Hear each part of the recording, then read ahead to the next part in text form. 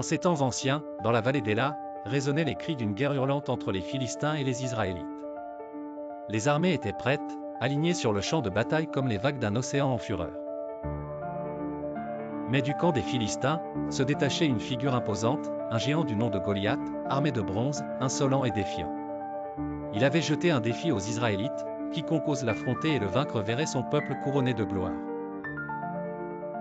Parmi les Israélites, personne n'osait relever ce défi, jusqu'à ce qu'un jeune berger nommé David se lève, un simple garçon à l'âme noble et au cœur vaillant. Malgré les protestations et les ricanements, David était résolu à affronter ce monstre.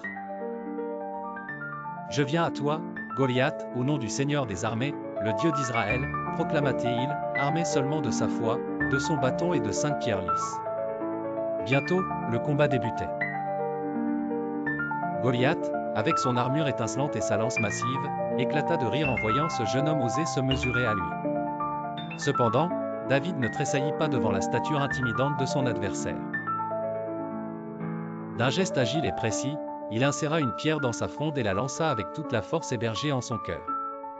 La pierre siffla dans l'air et vint se loger dans le front de Goliath avec un bruit sourd.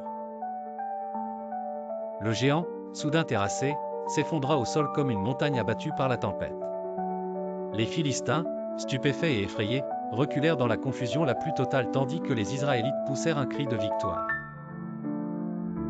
David, désormais héros, prouvait par cet acte que le courage et la foi pouvaient triompher de la force brute.